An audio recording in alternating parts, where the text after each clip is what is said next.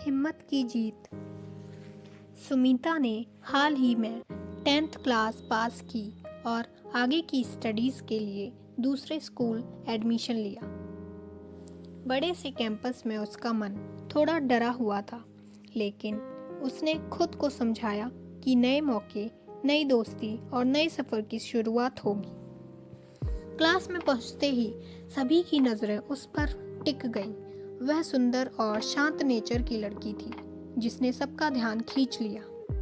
राघव, जो उसी क्लास में पढ़ता था, पहली नज़र में सुमिता को देखकर उसका दीवाना हो गया।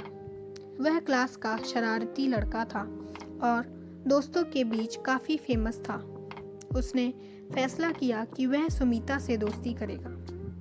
राघव ने अगले दिन सुमिता से बात करने की कोशिश की। हाय, मैं राघव। अगर तुम्हें क्लास में किसी भी हेल्प की ज़रूरत हो तो मुझसे कहना। सुमिता ने सिर हिलाकर अपनी किताब में ध्यान लगा लिया, लेकिन राघव को ये शांत स्वभाव और अनदेखा करना मंजूर नहीं था। उसने उसे नोट्स ऑफर किए, क्लास के बाद बातें करने की कोशिश की, पर सुमिता हमेशा दूरी बनाए रखती थी। एक दिन राघव ने सीधे सीधे सुमिता से कहा, सुमिता, मैं तुम्हें पसंद करता हूँ, क्या तुम मेरे साथ दोस्ती करोगी? सुमिता को यह सुनकर झटका लगा। उसने साफ शब्दों में जवाब दिया, राघव, मैं यहाँ पढ़ाई करने आई हूँ। मुझे किसी भी तरह की दोस्ती या रिश्ते में इंटरेस्ट नहीं है। प्लीज़ मुझे अकेला छोड़ दो। राघव ने उस समय तो कुछ नहीं कहा, लेकिन अंदर से वह इस इनकार को बर्दाश्त नहीं कर सका। इसके बाद राघव ने सुमिता को परेशान करना शुरू कर दिया। वह क्लास में उसके पास बैठने की कोशिश करता, लंच ब्रेक में उसका पीछा करता और कभी-कभी बिना वजह उसका नाम पुकारता। एक दिन उसने अपने दोस्तों के साथ मिलकर सुमिता का मजाक उड़ाया।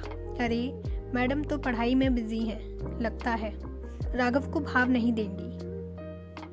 सुमिता ने इन सब को इग्नोर करने की कोशिश की, लेकिन यह लगातार बढ़ता गया। राघव का बिहेव अब और डरावना हो गया। उसने सुमिता का मोबाइल नंबर किसी तरह से हासिल कर लिया और उसे बार बार कॉल करने लगा।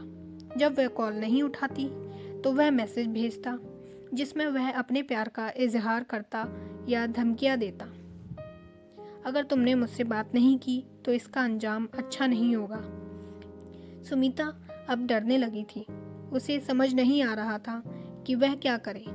एक दिन उसने अपनी क्लास टीचर से मदद लेने का सोचा, लेकिन फिर डर गई कि अगर मैटर बड़ा हो गया तो उसकी पढ़ाई और लाइफ खराब हो सकती है। लेकिन उसे एहसास हुआ कि चुप रहना कोई हल नहीं है।